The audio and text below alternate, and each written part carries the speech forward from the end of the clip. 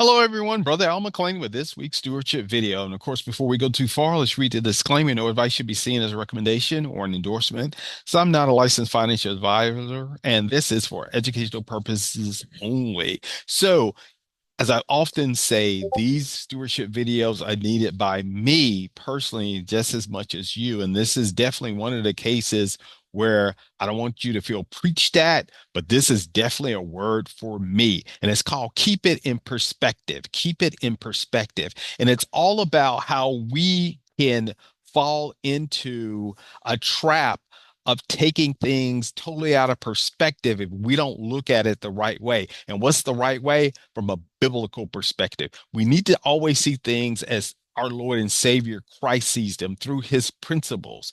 Otherwise, we'll take and make a decision that could be fatalistic as far as the consequences long term. And to go into an illustration of this, I'll start right from the beginning. In Genesis 3, verses 4 through 7, in the New Living Translation, it's the serpent talking to Eve. And you know this story. Anyone who's childhood came up through kindergarten Bible study knows the story of Adam and Eve.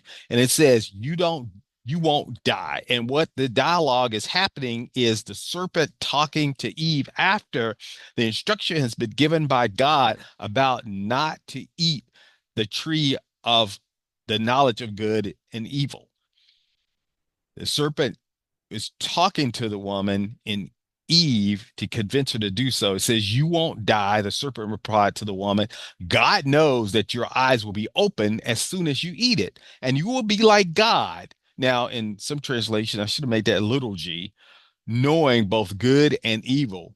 The woman was convinced. She saw that the tree was beautiful and its fruit looked delicious, and she wanted the wisdom it would give her. So she took some of the fruit, ate it. Then she gave some to her husband who was with her, and she ate it too. And you all know the story. At that moment, their eyes were open and they suddenly felt shamed at their nakedness. And that was the fall of man. That was the fall of man.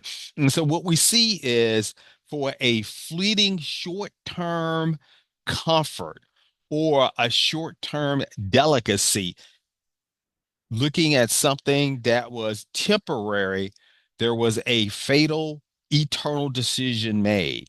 She saw that the tree was beautiful and its fruit looked delicious, and she wanted the wisdom it would give her. And of course, Adam followed suit.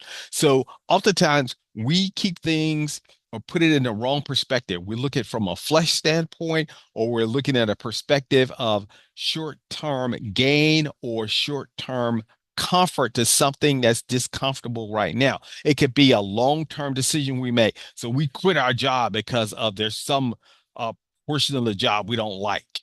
And it may just be a small portion of the job, but we'll make a decision that's long-term consequences, or we'll make this long-term expensive purchase when we break it down to stewardship, which because we're looking at just the monthly payments, or it's just something we're looking at, we want it now. We're not willing to wait, and we make a decision. We keep it in a wrong perspective.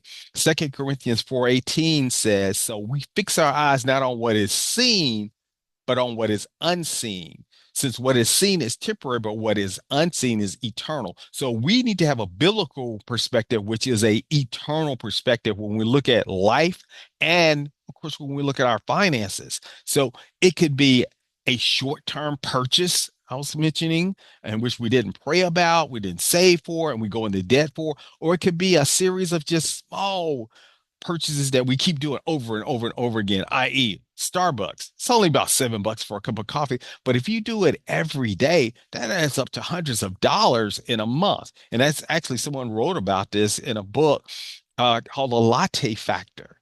And so here's another thing. Think about this.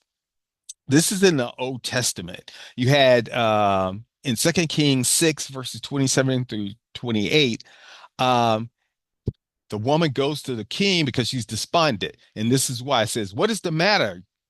And she answered to the king, "This woman said to me, 'Give your son so we may eat him today, and we will eat my son tomorrow.'" So this is during time when there was a terrible famine going on. And you could go back and read Second Kings 6, verse 27 and 29. They made a rash decision. They were eating their children. I know that sounds just gross and just incomprehensible, but they did that. They made a very desperate decision. So she says, give your son so we may eat him today and we'll eat my son tomorrow. So we cooked my son and ate him. The next day I said to her, give your son so that we may eat him, but she had hidden her son. And so here's a fatalistic decision made with the wrong perspective. And in fact, the right perspective is that God gives new mercies every day. We don't have to be desperate. Lamentations 3, verses 22 to 23 says, the Lord's kindness never fails. If he had not been merciful, we would have been destroyed. The Lord can always be trusted to show mercy each morning. And the image cartoon here you see, and I think this is a great way to put it in perspective. Was it really a bad day, or was it a bad 5 minutes that you milked all day long? All right. Keep things in perspective, and the proper perspective is the biblical perspective. And finally, when we make our decisions, we need to count the costs. Luke 14, verses 28 through 30, the Message Bible says, is there anyone here who planning to build a new house doesn't first sit down and figure the cost so that you'll know if you can complete it? If you only get the foundation laid and then run out of money, you're going to look pretty foolish. Everyone passing by will poke fun at you. He started something he couldn't finish. So we need to count the cost, not only financially, but in our life decisions. In fact, we need to include, and it's critical that we look at it from the biblical principle standpoint when we're counting costs. 2 Corinthians 10, verse 5 says, we are destroying sophisticated arguments and every exalted and proud thing that sets itself up against the true knowledge of God. And we are taking every thought and purpose captive to the obedience of Christ. So that means every thought that's coming into our mind, every decision, we need to drag it to the principle and put it under submission and surrender it to the principles, the thought and purpose captive to the obedience of Christ. That's the proper perspective we should have in our life and in our finances. A great way to learn what the biblical perspective is, I've been talking about it. Go out to copelandministries.org, scroll down. My friend and I, Randy, are going to be doing a 12-week study. It's a 12-session study, but it'll go from October 24th through January 30th. And here that's 7:30, that's Eastern time, is actually going to be 6:30 to 8:30 on Thursdays, starting October 24th through January 30th. You can go click, get the details.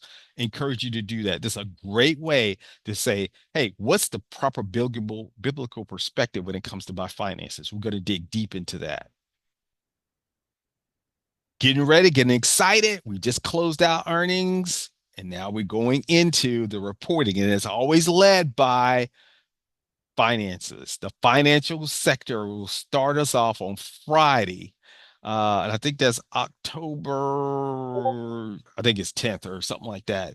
But that's when they'll start reporting October 11th with Wells Fargo, BlackRock, JP Morgan Chase will kick us off. And then, of course, we'll start off with the financials and start reporting. And the markets will be moving in October.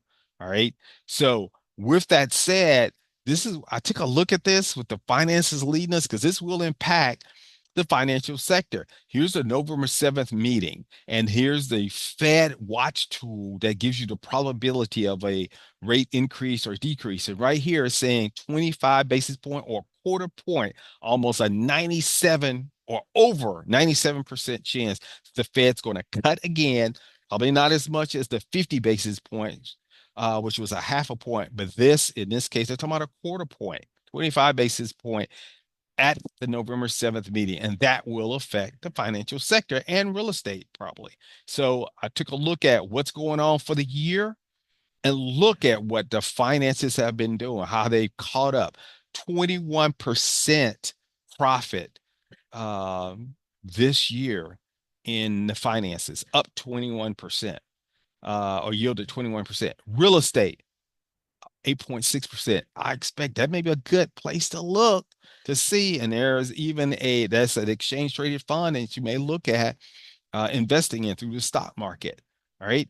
But all of these, and notice how technology is starting to fall behind. Remember, it was up 29, 30% earlier this year. All right. Another place I would say look at, and again, this is not a recommendation, but with all the geopolitical things that are going on in Ukraine continues. We've got Israel, Iran lobbing missiles back and forth at each other. We've got they expect any day now that the Israeli Defense Forces are going to go into Lebanon. That's defense spending. And so maybe that's something you look at. And the U.S. News and World Report did a seven best defense stocks to buy now. That was out like last week. Do your own research. These are the stock tickers. Those are some of them are pretty expensive. So maybe you want to consider going and buying those fractional shares or those stock slices that we talked about. You can do it through Cash App. You can do it through Robinhood. Fidelity has for that, opening a brokerage account and fractional shares through Fidelity. And Charles Schwab has stock slices. And you can see, are those available? These symbols, are they available? You also have the exchange traded fund, which invests now. It's last I looked, it was about $150 a share. It's ITA, India Tango Alpha, which is in the exchange traded fund, and the sector is defense and aerospace spending. So different ways you can look at um, playing the defense sector when it comes to all this geopolitical conflict that we have. Because every time you hear like Congress, gives these billions of dollars of funding to a country like Ukraine or Israel for defense, they have to go to these defense companies to make those purchases. All right, that's where they're going. So we'll close out as we normally do. Here's QQQ, kind of sloshed around. I mean, I wouldn't say right now that's in a bull market right now because it's just definitely sloshing around.